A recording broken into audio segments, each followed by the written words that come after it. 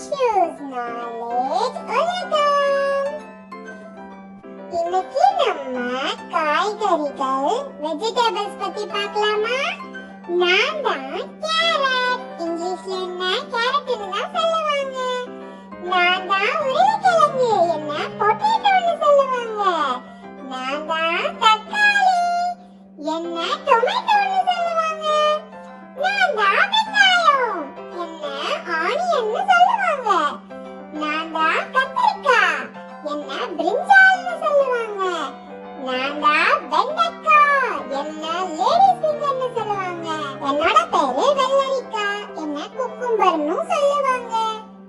நான் தான் பீன்ஸ், என்ன இங்கிலீஷ்லயும் பீன்ஸ்னு தான் சொல்லுவாங்க.